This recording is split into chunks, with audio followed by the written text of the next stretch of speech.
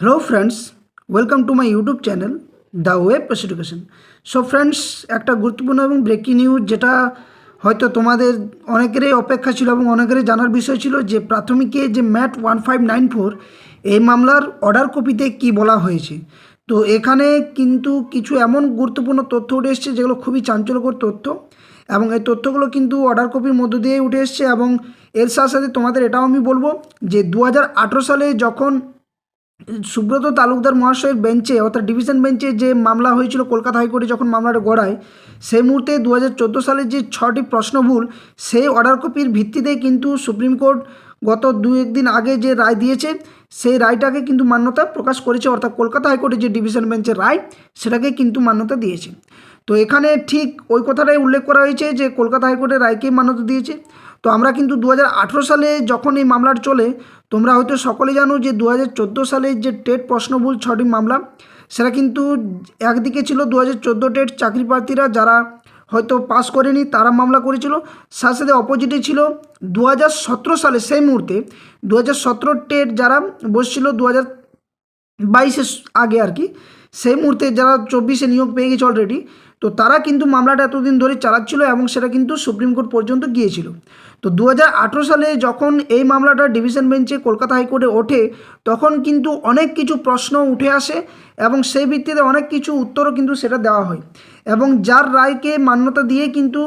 Supreme court সেই রায়টাকে গণ্য করেছে এবং সেই রায়ের প্রেক্ষিতে কিন্তু জবাবদিহিটা এসছে। তো কি কি ঘটেছে, সুপ্রিম কোর্টের রায়ে কি বলা রয়েছে, বা এই যে 2018 সালে কলকাতা হাইকোর্টের যে ডিভিশন বেঞ্চ কী রায় দিয়েছিল তার ডিটেলস তথ্য এই ভিডিওর মধ্যে দিয়ে আমি শেয়ার করব। সকলে কিন্তু ভিডিওর শেষ পর্যন্ত দেখবে, অনেক কিছু যে সমস্ত সন্দেহ রয়েছে তোমাদের মধ্যে সকলের সেই সন্দেহগুলো দূর হবে, এবং বিভ্রান্তিভাবে যে বিভিন্ন ইউটিউব চ্যানেলে বিভিন্নভাবে যে ছড়াচ্ছে সেই তথ্যগুলোর থেকে আমি বলবো একটু নিশ্চিতভাবে সকলে জানার চেষ্টা করুন, কারণ এখান থেকে অনেকগুলো ব্যাপার আছে। এক, যারা 2022 স্টেট কোয়ালিফাইড, অর্থাৎ এই যে চলতি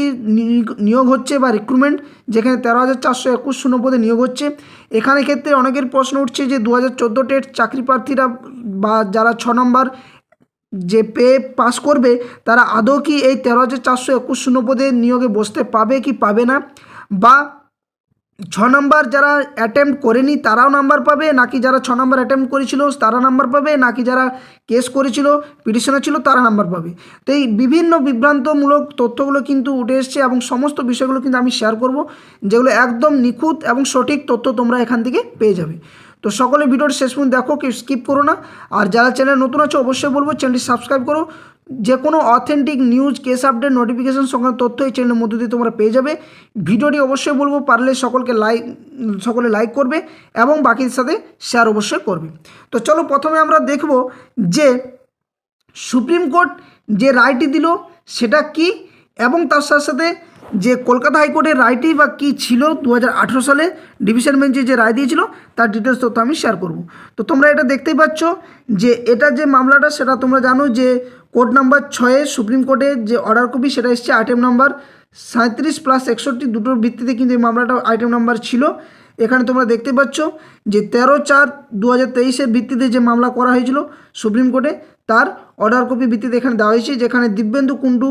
and others versus the states of West Bengal primary education, West Bengal board of primary education or others, এটা ছিল রেসপন্ডেন্ট পিটিশনার। তো কী বলা রয়েছে আমরা এটা না জেনে একদম ডিটেলস যে অর্ডার কপি, সে অর্ডার কপিতে কী বলা রয়েছে সেখানে আমরা ডিটেলস যাব।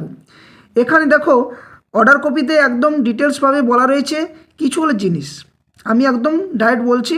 প্রথমত বলা রয়েছে এইখানটা থেকে যে while we are not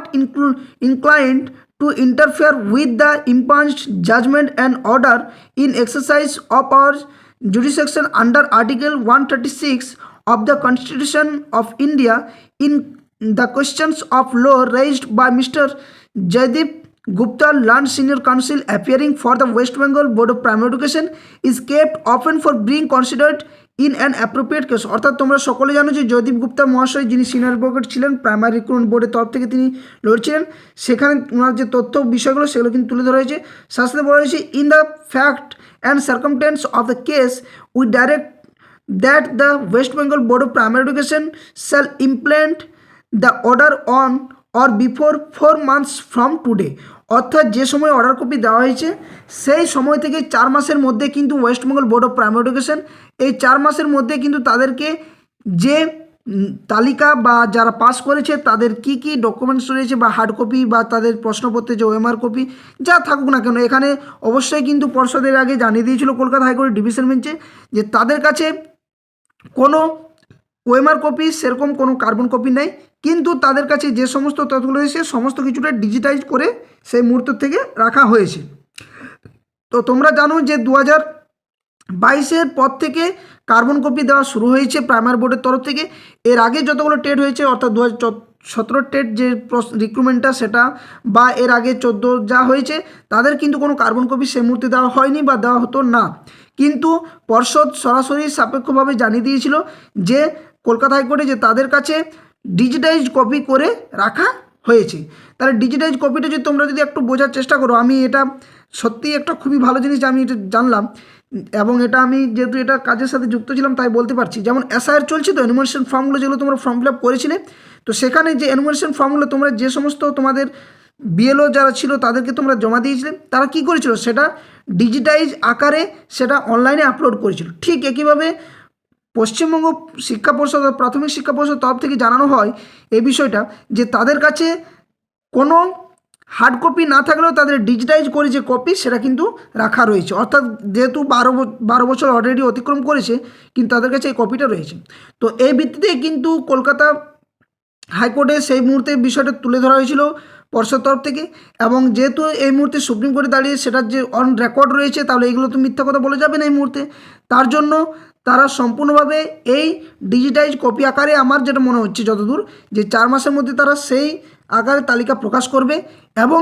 যারা এই 6 নাম্বার সর্বাধিক 6 নাম্বার অর্থাৎ যারা হয়তো 1 নাম্বার জন্য পাস করেনি, 2 নাম্বার জন্য 3 নাম্বার, ঠিক একইভাবে যারা 6 নাম্বার পর্যন্ত নাম্বার পেয়ে যারা পাস করবে তাদের সম্পূর্ণ লিস্ট কিন্তু প্রকাশ করবে 4 মাসের মধ্যে, আগামী 4 মাসের মধ্যে। এটা কিন্তু সুপ্রিম কোর্টের তরফ থেকে জানিয়ে দেওয়া হয়েছে। শেষে বলা হয়েছে এখানে যে pending application including applications for implement and intervention shall also stand dismissed, এবং সেখানে ডিসমিস করে দেবে। এবার কিন্তু প্রশ্ন জাগছে একটা বিষয় যে 2014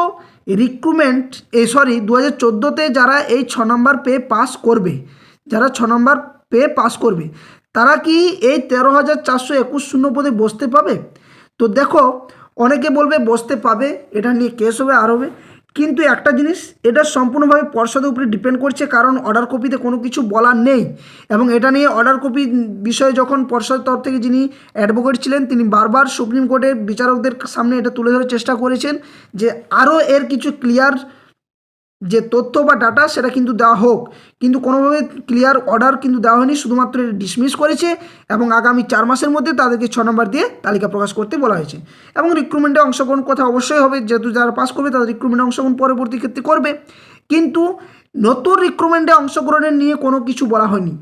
যদি এরপর 2014 টেট যারা হয়তো 6 নম্বর পেয়ে কোয়ালিফাইড করবে টেট, তারা যদি আবারও কেস করে বা জাজমেন্টটা ক্লিয়ার করার জন্য আবারও সুপ্রিম কোর্টে যদি দ্বারস্থ হয়,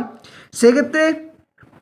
একটা জিনিস সুপ্রিম কোর্টের কাছে তারা হয়তো জানতে চাইবে যে আমাদের নতুন এই যে রিক্রুটমেন্ট সেখানে অংশগ্রহণ করতে দেওয়া হোক। কিন্তু পর্ষদের কাছে একটা সম্পূর্ণ তথ্য বিষয় রয়েছে যেটা আমি বলছি যে 2017 যে টেট 2017 যখন টেট হয় সেটা রেজাল্ট পাবলিশ করা,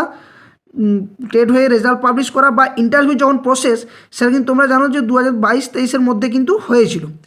এবং সেই মুহূর্তে দাঁড়িয়ে কিন্তু 2022-এর যে টেট তাদের কিন্তু রেজাল্ট প্রকাশ হওয়ার কথা ছিল, কিন্তু তাদের ইন্টারভিউ চলাকালীনের সময় কিন্তু রেজাল্ট দিয়েছিল 2022 টেটদের, তাদের তো কিন্তু 2017 রিক্রুটমেন্টে অংশগ্রহণ করতে দেয়নি। এটা সম্পূর্ণভাবে পর্ষদের উপরে নির্ভর করছে। কথাটা ভালো করে সকলে মন দিয়ে শোনো যে 2022 টেট যারা চাকরি পেলো 2017 টেটে যারা চাকরি পেলো 2022 টেট সেই মুহূর্তে কিন্তু রেজাল্ট যখন পাবলিশ হয় তারা কিন্তু সেই 2017 টেটের ইন্টারভিউতে কিন্তু অংশগ্রহণ করতে তারা পারেনি, এবং এটা সেই মুহূর্তে সম্পূর্ণভাবে এটা পর্ষদের ওপরেই নির্ভর করে থাকে যে তারা অংশগ্রহণ করতে দেবে কি দেবে না, কারণ ওনাদের যে নোটিফিকেশন ওনাদের সমস্ত কিছু ক্রাইটেরিয়ার ভিত্তিতে তারা কিন্তু বিষয়গুলো নোটিশ আকারে প্রকাশ করে। ঠিক একইভাবে যেহেতু 2014 টেট পাস তারা অগ্রাধিকার পাবে, অবশ্যই পাওয়া উচিত, এটাও আমি বলবো, কিন্তু এই যে চলতি রিক্রুটমেন্ট যেটা চলছে 13,421 পদে, যেহেতু এই মুহূর্তে তাদের জাজমেন্ট তো কোনো আসেনি, এবং একটা বিষয় তোমরা সকলে ভাবো যে যেটার বিষয়ে যখন জাজমেন্ট আসেনি, অর্থাৎ তোমরা জানো যে সেপ্টেম্বর মাসে 2025 রিক্রুটমেন্ট অর্থাৎ 13,421 পদে এর কিন্তু নোটিফিকেশান ইন্টারভিউর জন্য প্রকাশ হয় এবং অলরেডি অর্ধেকের কাছাকাছি কিন্তু ইন্টারভিউ হয়ে গেছে। সেখানে দাঁড়িয়ে যে 13,421টা শূন্যপদ, অবশ্যই পর্ষদ কিছু ভেবে এই শূন্যপদটা দিয়েছে, ঠিক আছে। তো এই যে 13,421 শূন্যপদ অলরেডি প্রকাশ হয়েছে, তার ইন্টারভিউ অলরেডি অর্ধেক ফেজ প্রায় কমপ্লিট হয়ে গেছে, বাকি হয়তো অর্ধেক ফেজ আরও বাকি রয়েছে, যেটা ভোটের পর হবে, তোমরা সকলে জানো। তো এক্ষেত্রে একটা কথা বলে রাখি, তাহলে যদি 2014 টেটকে যদি এখন অন্তর্ভুক্ত করা হয়, তাহলে কি হচ্ছে যে রিক্রুটমেন্টের যে নোটিফিকেশন তার সময় থেকে অনেকটা অতিবাহিত হওয়ার পর তাদেরকে এখানে অংশগ্রহণ করা, এটা কিন্তু কোনোভাবেই যুক্তিযুক্ত হবে না। কারণ কি, এরপর তাদের আরও 4 মাস সময় লাগবে, তারপর সেই তালিকা পর্ষদ প্রকাশ করবে, তারপর তারা নতুন যদি কোনো রিক্রুটমেন্ট হয় বা নতুন কোনো যদি আরও ভ্যাকেন্সি বার হয়, সেখানে কিন্তু যারা যারা এই 6 নম্বর অতিরিক্ত পেয়ে পাস করবে তারা কিন্তু অংশগ্রহণ করতে পারবে। আবারও ক্লিয়ার করছি যে এই 13,421 শূন্যপদে এই যারা 6 নম্বর পেয়ে 14 টেট পাস করবে তারা কিন্তু কোনোভাবে অংশগ্রহণ করতে পারবে না। পরবর্তী নতুন কোনো রিক্রুটমেন্ট প্রসেস হলে সেখানে সমস্ত ক্যান্ডিডেট অর্থাৎ যারা পাস করবে এবং পরবর্তী যারা 23-25 ডিএলএড ব্যাচ বা আরও যে সমস্ত ক্যান্ডিডেট যারা হয়তো পাবে না এইবারে, তারা সকলে কিন্তু পরবর্তী যে রিক্রুটমেন্ট প্রসেস যখন বার হবে সেখানে তারা অংশগ্রহণ করতে পারবে। এটা কিন্তু আমার মতামত অনুসারে বলা যায়, বা আমি যে এক্সাম্পলটা দিলাম যে 17-র সাথে যে 22 স্টেটের কথাটা, সেটা হিসেবেই হতে পারে, নতুবা আরও নতুন করে কেস হবে। এবং আশা করছি এটা নিয়ে পর্ষদের কাছে জবাব চাইতে পারে 2014 প্রার্থীরা, যে তাদের তাড়াতাড়ি অর্থাৎ 4 মাসের যে সময়, সেই 4 মাসের মধ্যেই যেন তাদের লিস্ট প্রকাশ করে, এবং ওরা চাইবে যে যাতে করে 2025 রিক্রুটমেন্ট প্রসেস হচ্ছে ইন্টারভিউটা যেন ডিলে হয়। কিন্তু পর্ষদ যদি চায়, গত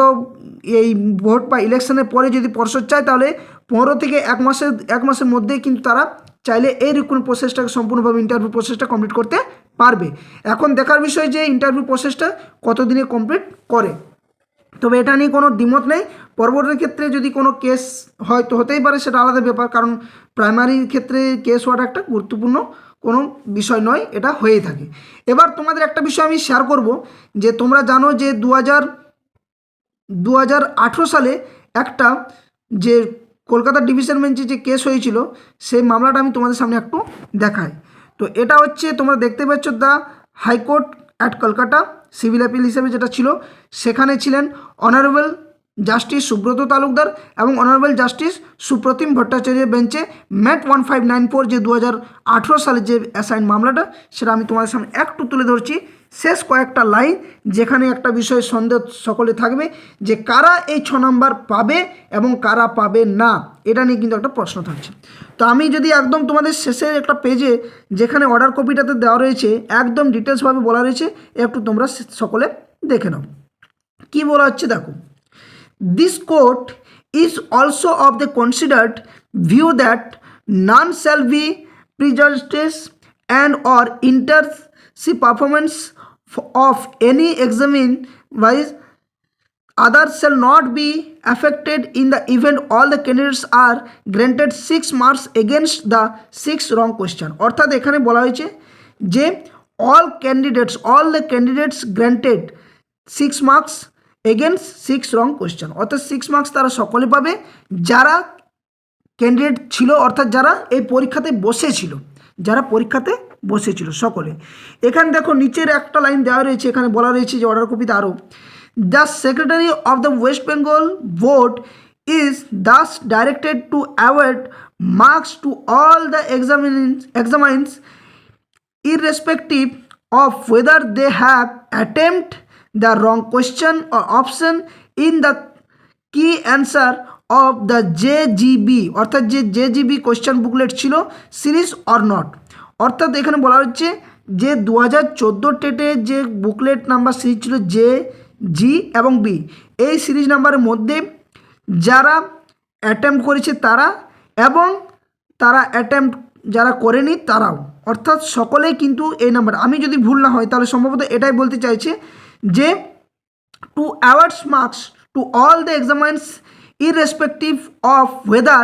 they have attempted the wrong question or option in the keys answer of JGB question booklet series or not.